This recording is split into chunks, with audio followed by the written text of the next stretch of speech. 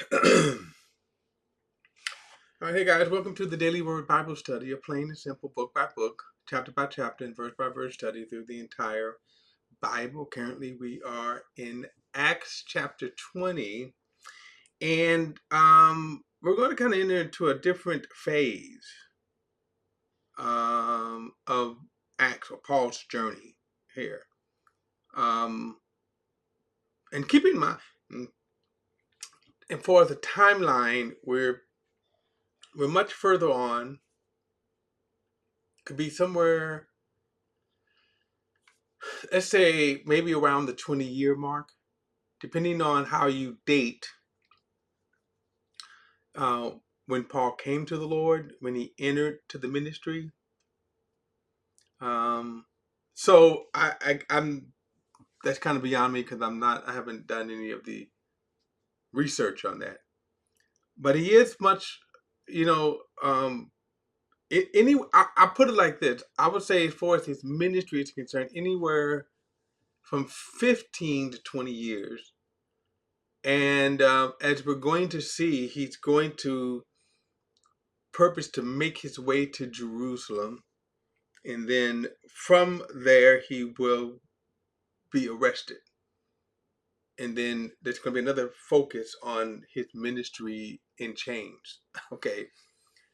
So let's get to it. Um, Chapter 20. Now he says, after the uproar was over, Paul sent for the disciples, encouraged them, and after saying goodbye, he departed to go to Macedonia. And when he had passed through those areas and exhorted them at length, he came to Greece and stayed 3 months. And when he was about to set sail for Syria, a plot was devised against him by the Jews. So a decision was made to go back through Macedonia, and he was accompanied by Sopater,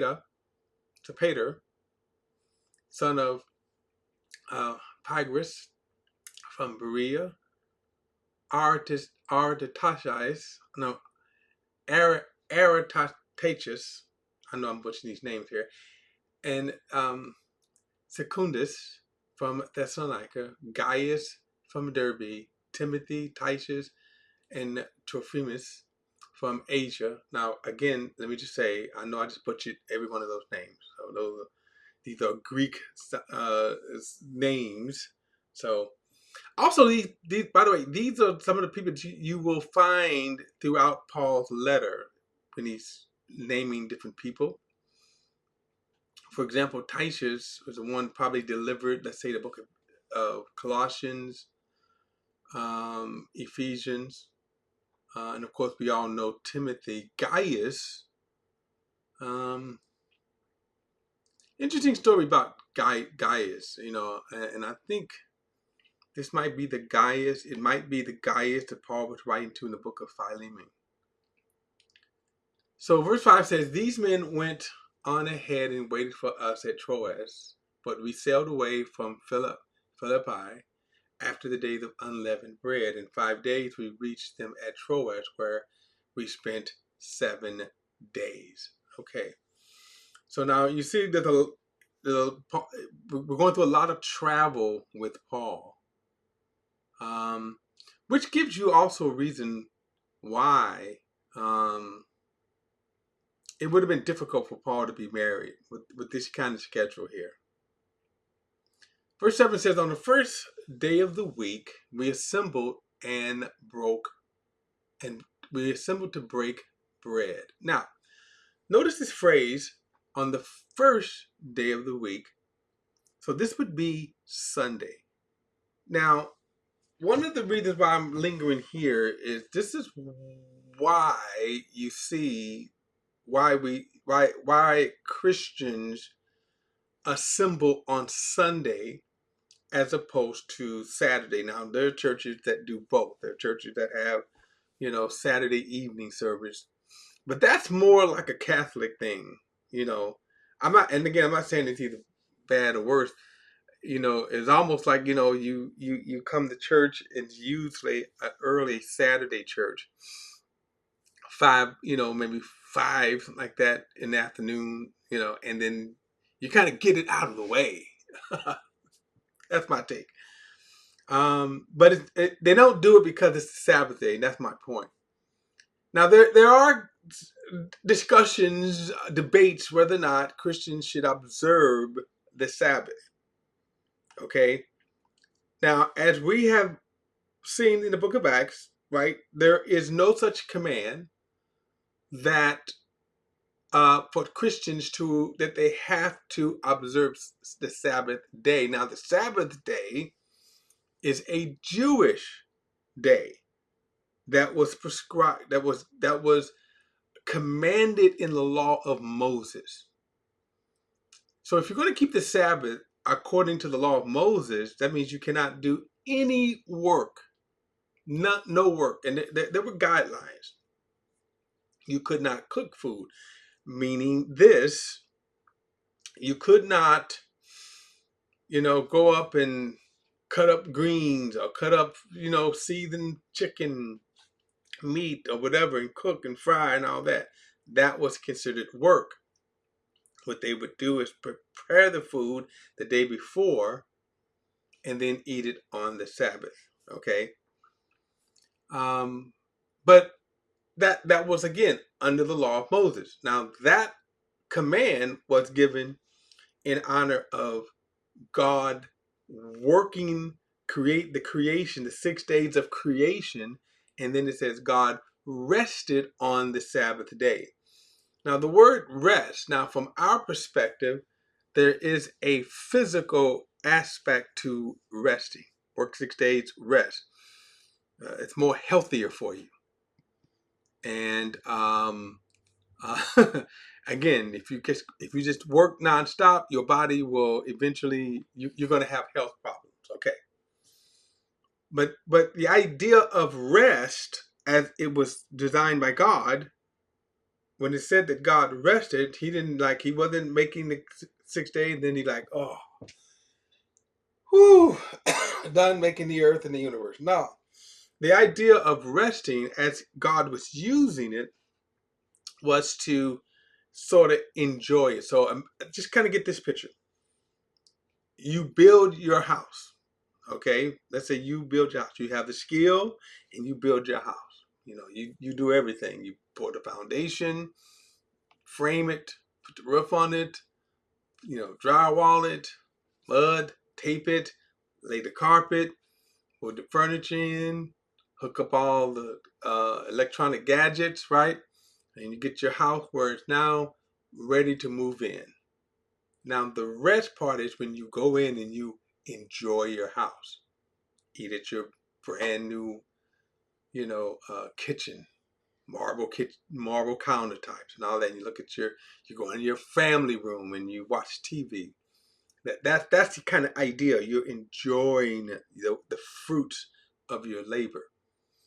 Now, as I said, because of fallen man, the Sabbath day rest is a healthy, healthy benefit. Now, under the law of Moses, you were commanded. So when Moses first instituted the law, they caught one guy gathering sticks, and they go, "Oh, this guy's gathering sticks," and they end up stoning him under the law. But God did not, as we come over into the New Testament, command. First of all, he didn't command us to keep any part of the law. Because again, if you're going to keep the law, if you're going to get circumcised, if you're going to keep the Sabbath, if you're going to keep the feast, then you have to keep all of the law. If you're going to try to say I'm pleasing God.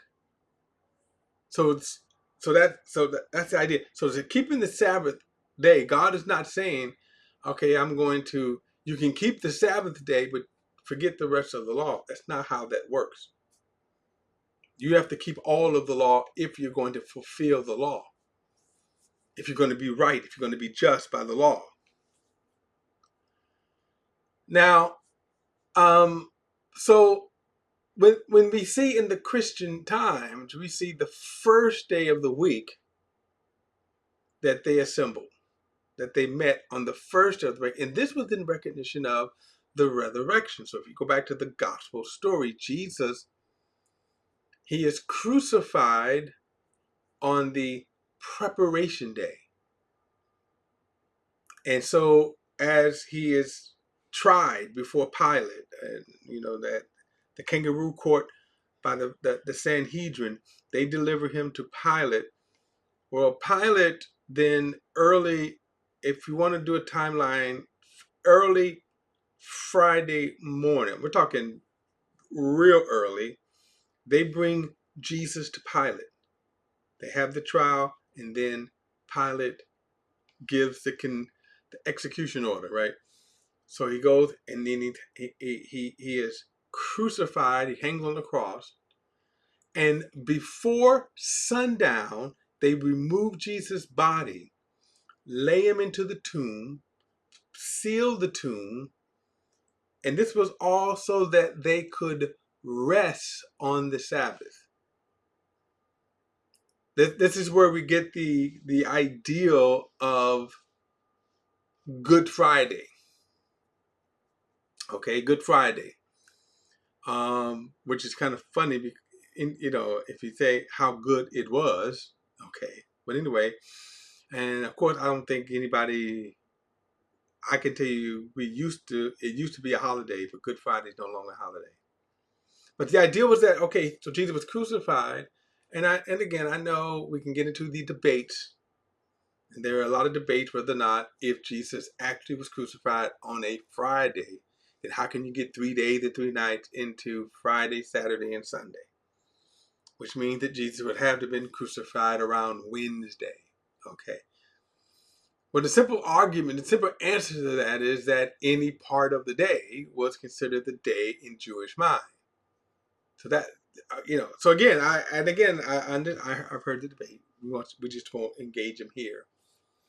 But the idea is that but it was important that Jesus had to have come down on the Sabbath day, which kind of to me blows the theory of the Wednesday crucifixion.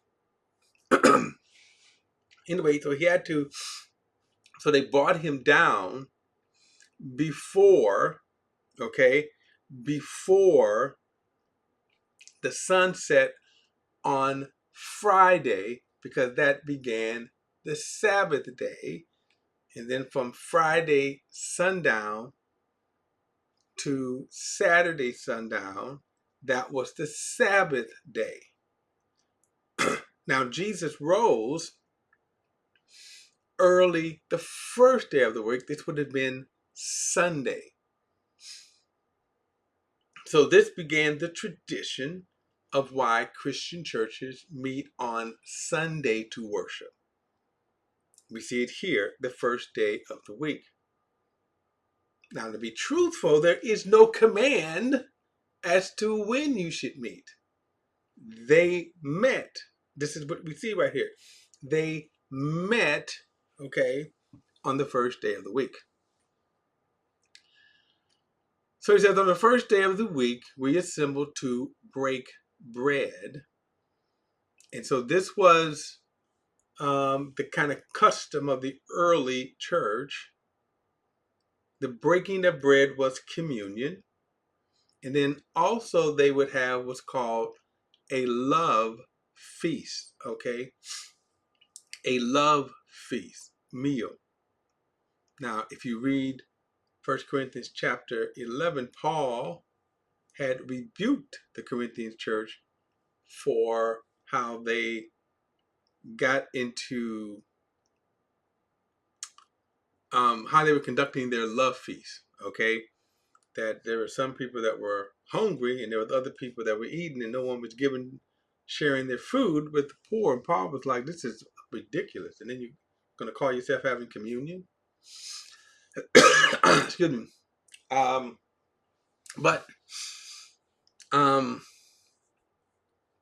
So that's what the idea of the breaking the bread. We see this early tradition of the church, one on the first day of the week or Sunday, and then they would break bread. And then it says, Paul spoke to them, and since he was about to depart the next day, he extended his message until midnight. Understand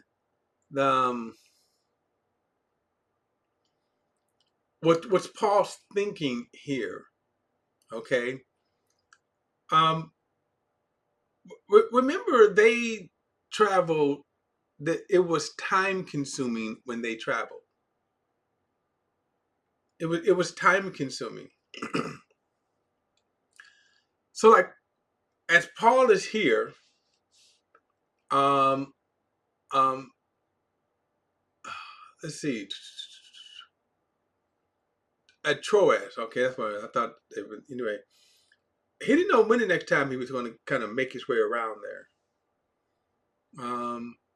And so again, so his point was he kind of extended his message until midnight. In other words, it was a long sermon. Now, long sermons could be good if they're good, but there's some preachers that can't preach. I'm sorry, and they're boring. So, but Paul's message was usually, lively. But anyway, except for one guy, he says there was many lamps in the room upstairs where we were assembled, and a young man named Eutychus was sitting in the windowsill and sank into a deep sleep as Paul kept speaking. And when he was overcome by sleep, he fell down from the third story and was picked up dead. Now, kind of interesting. I think we've all been there. How you slept and all of a sudden right? Except this guy was sitting in the windowsill and he fell down and he fell off. And by the way, notice here that where he was, I remember I said that there were wealthy Christians who would open their home, right? There were wealthy, they would open their home. Now, this is necessarily, Paul, it's not saying that it was a home or not, but notice it was 3 stories. So that's kind of a high story right here, if you think about your second floor, and then notice this was 3. And falling from there, it said they took him up dead. But Paul went down, fell on him, embraced him, and said, "Don't be alarmed, for his life is in him." After going, his life in him is after going upstairs, breaking the bread and eating. Paul conversed a considerable time until dawn. Then he left, and they brought the boy home alive and were greatly comforted. Now, how would they know that he was dead? There was a couple of things that could have happened that we do not have the details on, because it wasn't that, like, 1, he probably wasn't breathing. 2, depending on the severity of the fall, he could have broke his neck, hit his head, and of course there was no pulse. And these were all things that they would have looked for as well. Okay. Now, I say that because, when people say, well, maybe they just thought he was dead. No, pretty much you could kind of figure out if someone is dead or not. Now, this also, just so you know, remember I said that Paul's ministry to the Gentiles was equal to the ministry of the 12 apostles to the Jews. That Peter and them had great prestige among the people because they were known as those who followed Jesus, original disciples of Jesus. There was some fame to that. And oftentimes people would even criticize Paul. You see it in his letters. You see it in Galatians chapters 1 and 2, 1st and 2nd Corinthians, where he's defending his apostleship. Now, I say that because he did the same signs that were performed in Peter, validating him as a true apostle. The same works and miracles were performed in Paul. And here is an example of one. Peter kind of raised the dead. Notice this. Paul raised the dead, validating him as a true apostle of the Lord and also as a true spokesman of the Lord. Okay?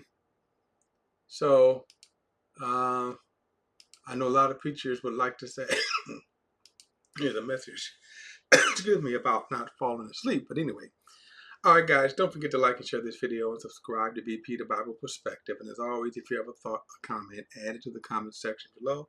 All comments are welcome, and I'll see you in the next study.